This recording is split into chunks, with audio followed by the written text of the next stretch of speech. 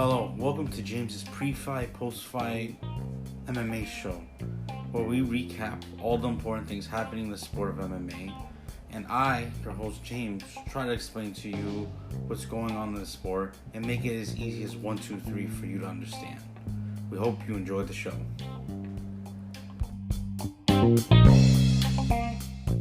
Welcome back, everybody, to Fans Assemble.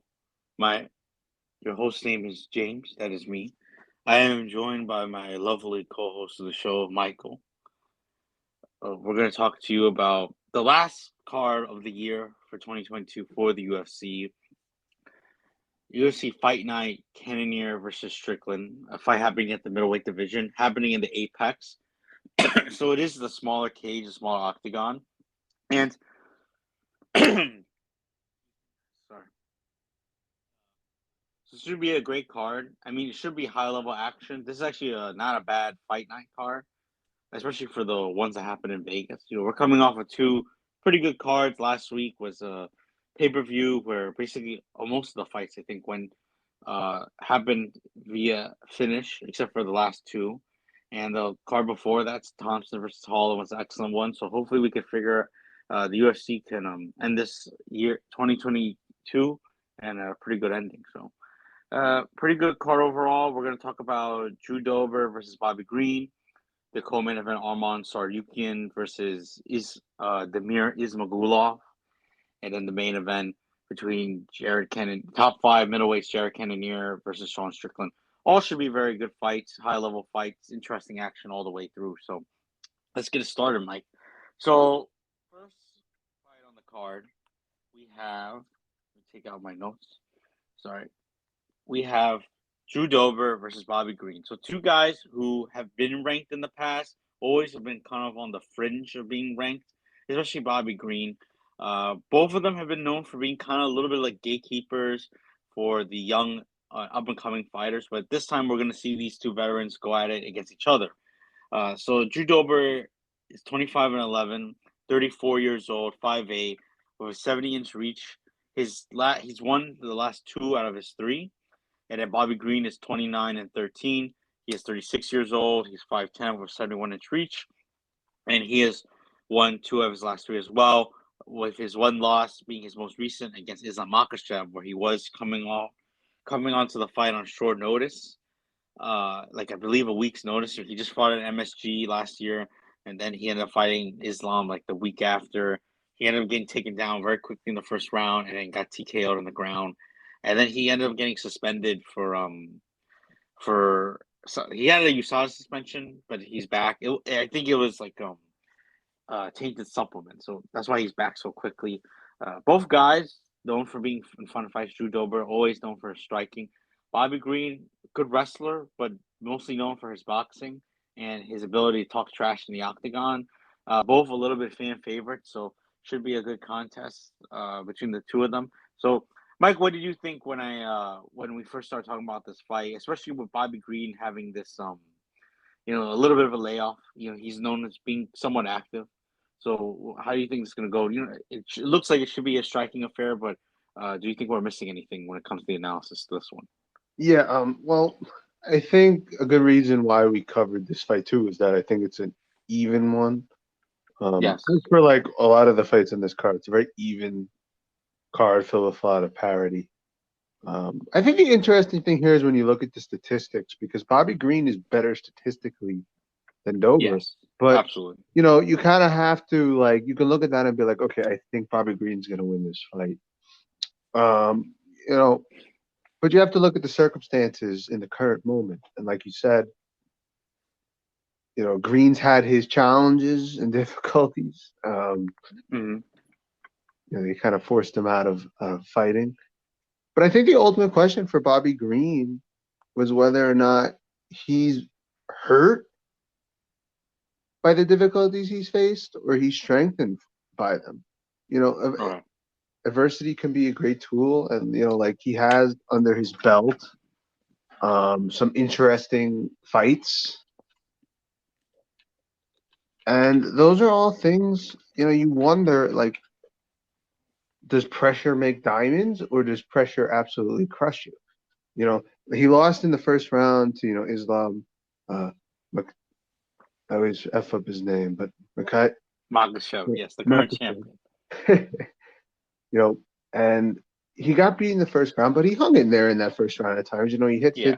50% of his strikes. Like those things are a learning curve, and and that's all the way back in February. Um, but I do think it's the question mark. But you have to think about right now, and right now to me, Dober is the better fighter right now. He's Hmm. got more momentum coming in, and he's got a more stable cast coming in. And I think ultimately Yeah. that's going to lead to him prevailing. But I think Bobby Green will come out strong, and I think he'll hang in there. Like you said, I Hmm. think it's going to be a primarily striking based fight. I don't think I just don't see Bobby Green being ready for a bounce back. I think Dober will actually catch him and finish him in the third Okay, I round. didn't see that. It's just a matter of is there going to be rust? Is there going to be maybe a lack of confidence on Bobby Green's part? And it Hmm. could catch him slipping. And maybe maybe his chin's a little weakened. You know, Yeah. maybe he has not used.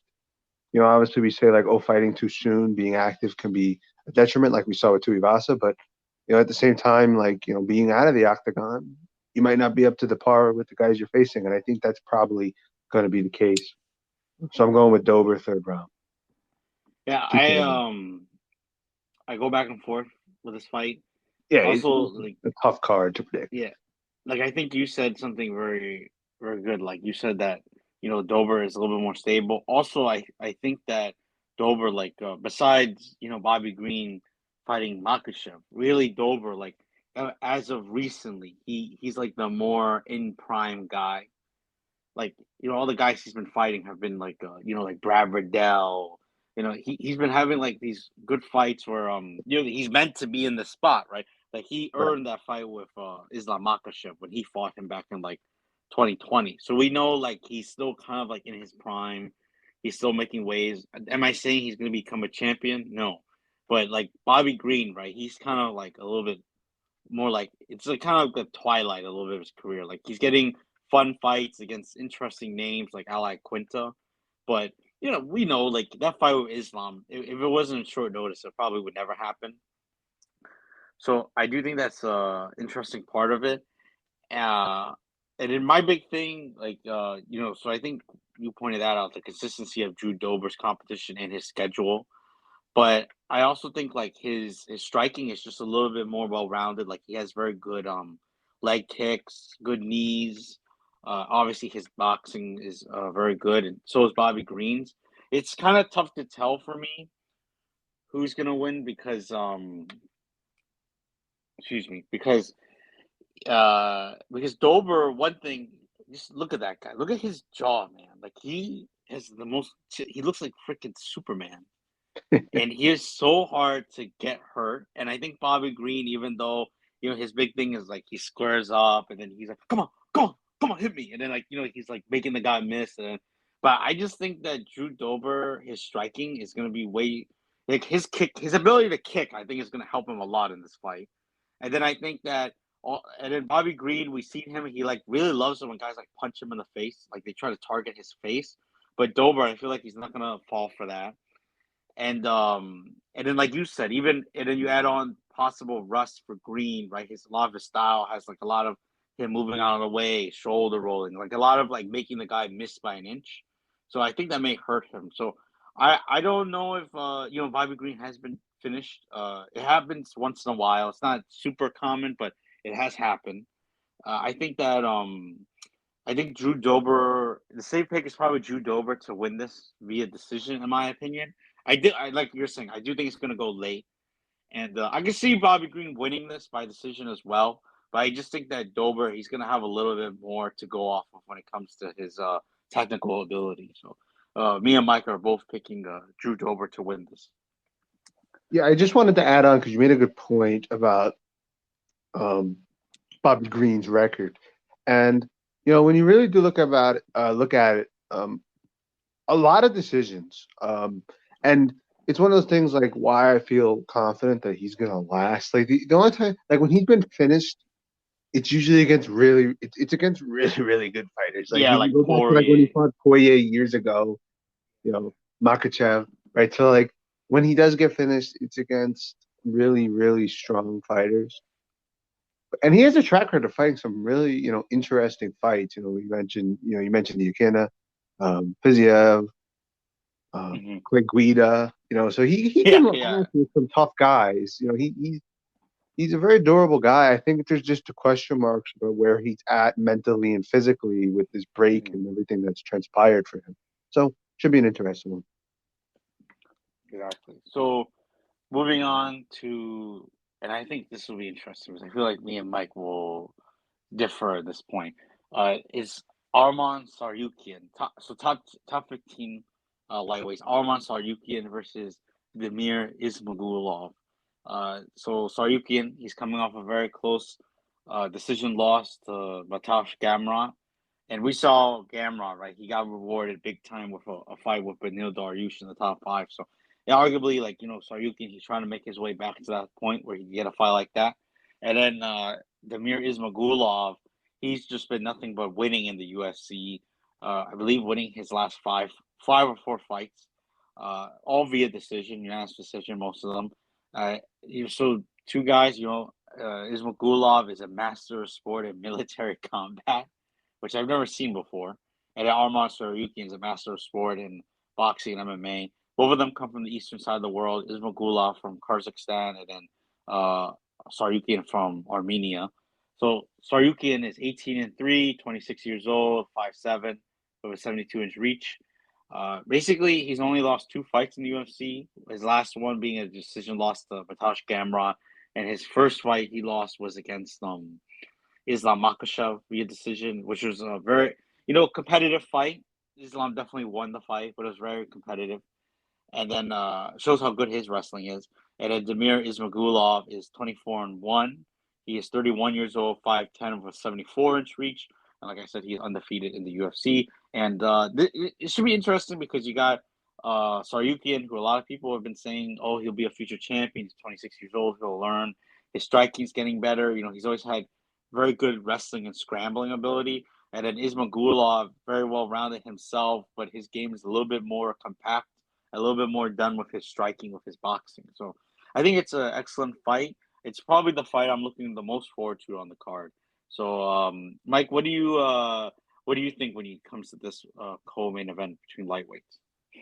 Yeah, I think this was interesting because you look at the track record of both competitors, and I think a big thing about momentum, about other fighters that we've been talking about, previewing in their fights, was a lot of knockouts. Yeah. And now you're looking at Ismagulov and Sarukin, both competitors with a lot of decisions under their belt. Hmm. So I think going into this fight now, what really is going to make the difference is the ground game. Yeah. And Okay. when a fight is decided by what happens on the ground, I think it becomes very, very, very difficult to project. Hmm.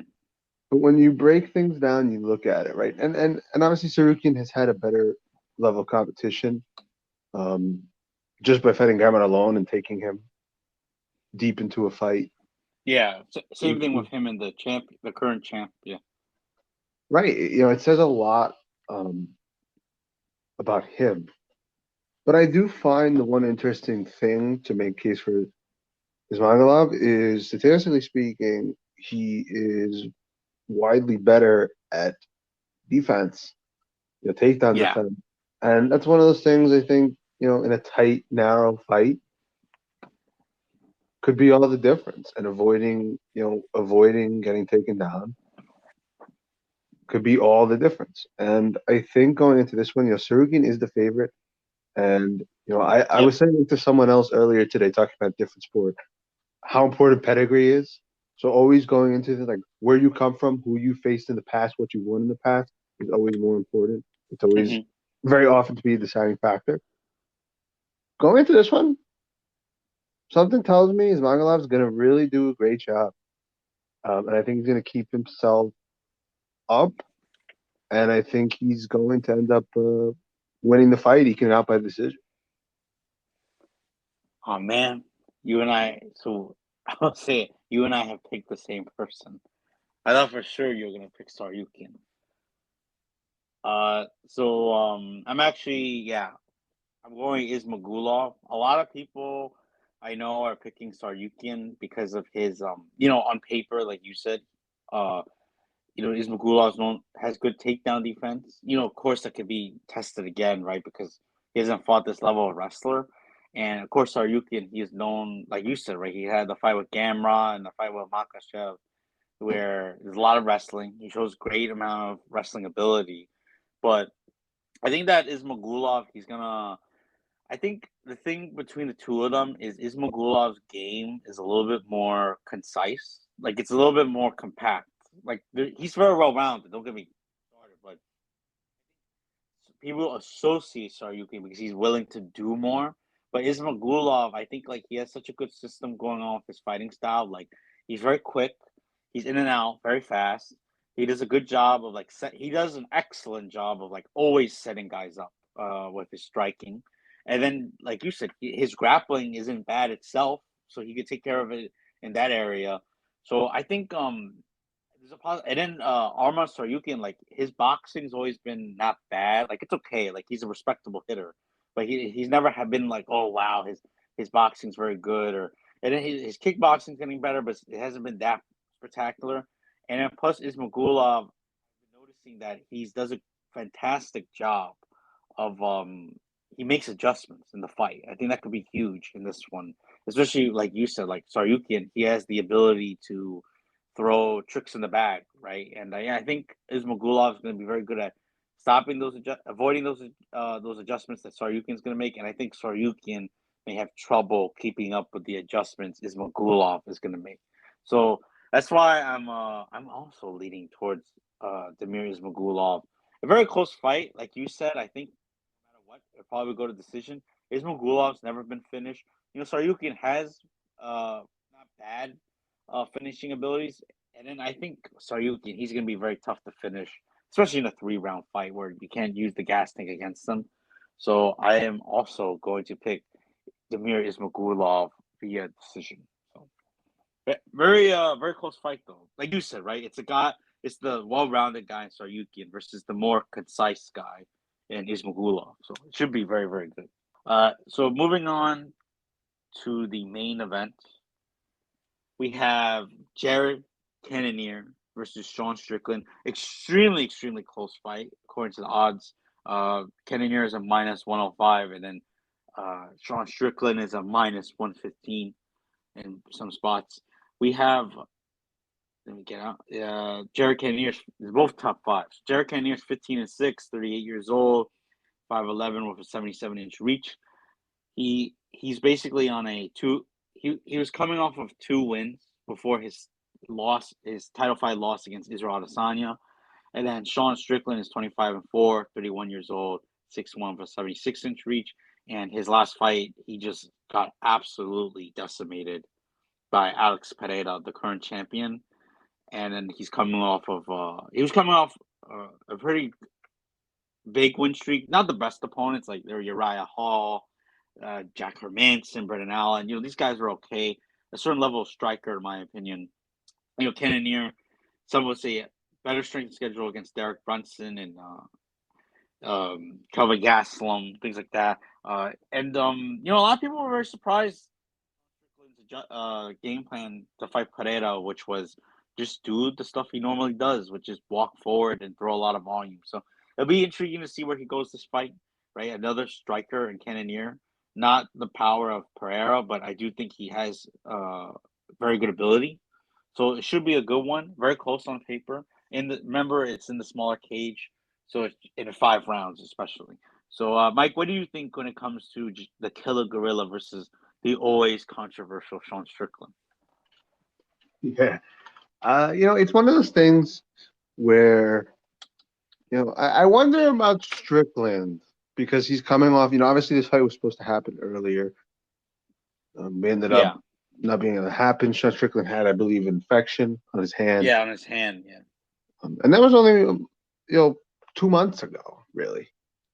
About and so you're wondering, like, obviously Cannonier has had a better ability to prep and being healthy and so I think that's the big X factor here. Like, how has Strickland been doing, recovering from that and getting back into the groove?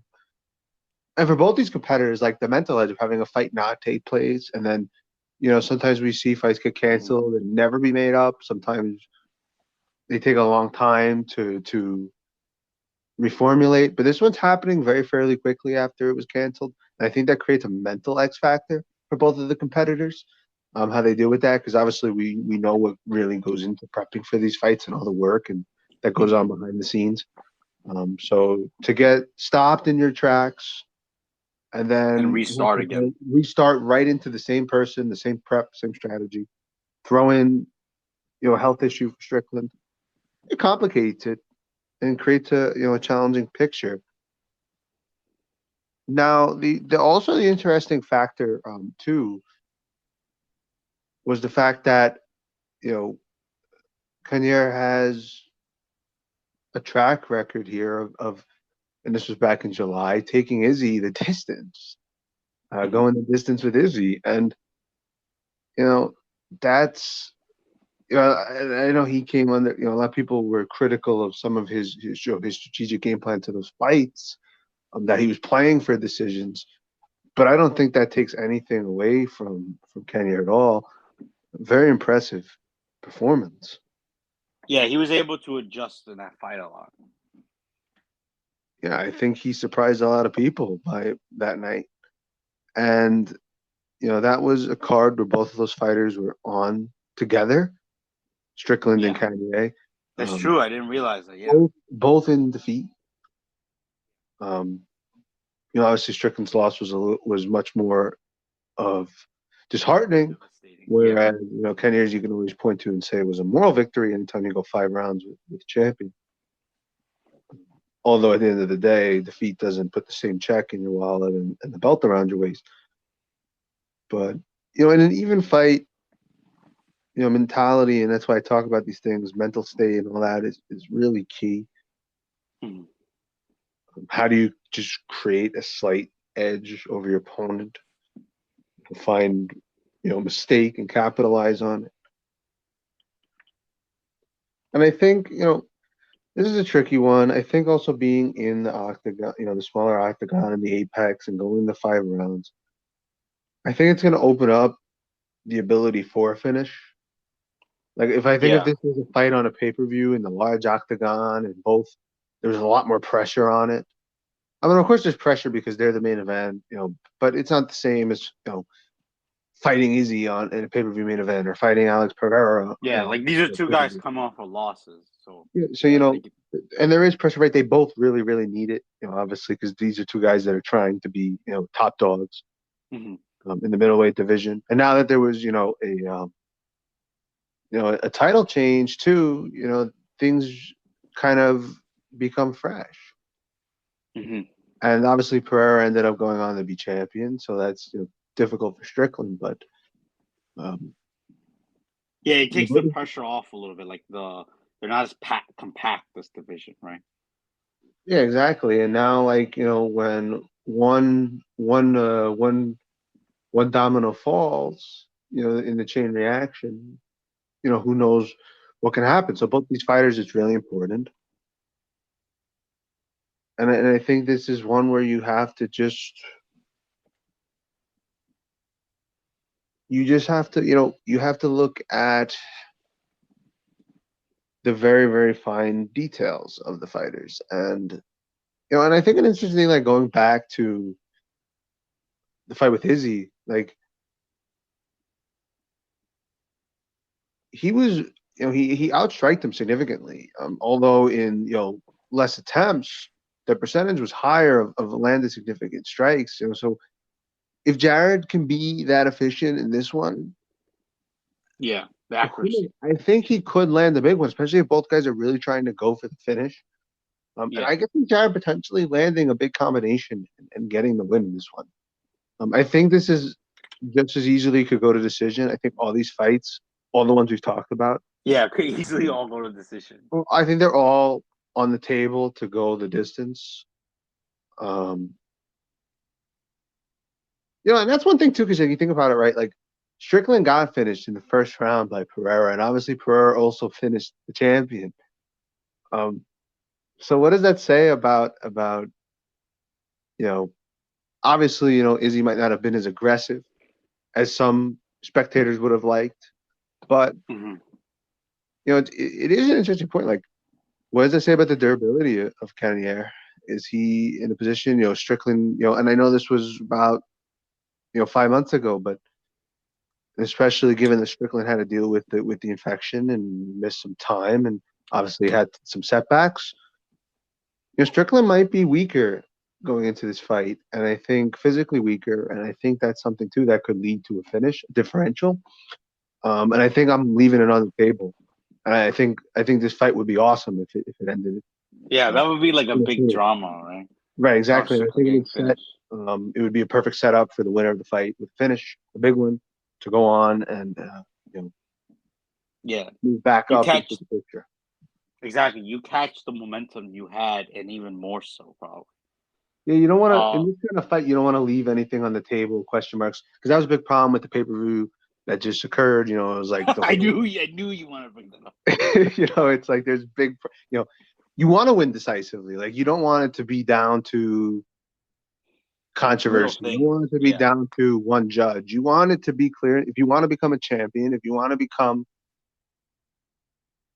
a legend in the octagon, you need to finish. You have to. And especially in the middleweight division, right? That was a big key. Like Izzy was winning, getting by decision, and then Pereira comes along and says, "No, I'm the champ. I'm taking this from you, and you're not getting back up." Like, so I think that's the yeah, key here. If someone can find the way to go for it all, and really, really make that big step forward, I just think it's gonna be more likely to be Cannonier, just given Strickland's coming off getting finished. He's coming off hmm um, yeah. All his this health health, setback. right? All these unsure questions. Um, one thing so also Strickland, like one thing people are forgetting his last fight, and I don't know if I have no idea if he's gonna like address this at all. But as soon as he lost, he started to say, "Oh, I had a bad weight cut." Which on the pay per view, I do remember that he weighed in last, and I don't know. I think Pereira would have knocked him out like that the same way if he had a good weight cut. But I said to somebody he may be getting for him. He may be getting too big for 85. I'm not saying he should move up, but I'm just like that may be a problem for him possibly if he does not fix that.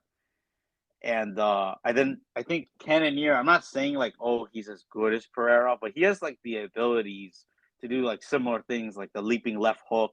Like, I don't know if you noticed this, but Sean Strickland, his style is like always move forward. He does that weird thing where his hands are like always together, and he's like grabbing punches, and like there's a lot of things like he blocks like with his arms and stuff. And sometimes he will like block incorrectly, like to the body and to the leg, and no one ever takes advantage. But I always say it's because the guys he fought, like Jack Hermanson, like Brendan Allen, all these guys, like they're not really good strikers. They're not guys who like make adjustments in the fight when it comes to like what holes he's showing. And I was like, Cannonier, I feel like he can do that. He can create those openings. And then I think you brought up a good point. Like, what about the 5 rounds? Where like Strickland, he's been very well known to like go to decision. So you got to think like his durability is somewhat good. But I think you brought up a good point. Like his style, he's always moving forward, and then he's always striking basically. And then he just got knocked out very badly. So like you said, right? You wonder where is his head at. Like I think he's probably right now at this current moment, he's probably very confident he could take a shot. But then it's like, what if he himself does not acknowledge, like, oh, maybe that knockout did do something, and then Cannonier hits him, and then Strickland, like, he went from never being rocked in middleweight to then being TK knocked out bad by Pereira. So it's like you wonder, like, how is his durability going to be? And then if he acknowledges it, that could change his style a lot. Like his style is like always moving forward, always striking. And I think that his style has like some holes in it defensively that people haven't taken like notice of. So that's why I think Cannonier. I didn't, when you first brought up maybe a finish by Cannonier could be in play. I was like, I don't know, Michael. It's a little bit of a stretch there. But then when you put it together, like you said, right, like the knockout, and then plus like Cannonier, he's a little bit more of like your crisp striker. I can see it. And then you said like 5 rounds, right? I don't think Jared's going to be able to put him out in one, but I could see it being something like he keeps hitting him and he's just like back into another punch, back into another punch. So I agree with you. I think Cannonier via decision though for my case. I could see what you mean by the finish, but I just think it's going to be something like Cannonier is landing well in like the middle of the fight or the beginning of the fight, and then maybe Sean Strickland has like a couple good moments. That's how I see this fight. But I think you brought up a very good point though with the Pereira loss. I didn't think of it like that. Like it may do some. Also, this is like a guy you've seen his interviews, right? Like he's like so confident every time he comes into a fight. So it could affect him mentally. So I think that's pretty much it. We hope you enjoyed it because we enjoyed making it. Should be a good night of fights. Like Mike said, it'll probably, there's a good chance most of them go to decision, but it should be good action though. And this was the end of our 2022 MMA show. We will probably see me and Mike again very soon, where we're going to be breaking down some Marvel stuff, possibly some controversial things about Star Wars to get Mike in front of Ray for. So, very, very soon because we have some time after the UFC fights to film some more stuff. So hopefully that'll come out very soon. Most definitely, we're gonna do the Marvel one. We're gonna try to fit in some Star Wars stuff. So thank you guys for listening. Please subscribe to our YouTube channel.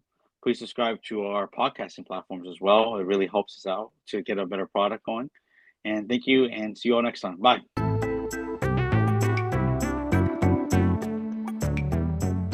Thank you for listening to the podcast.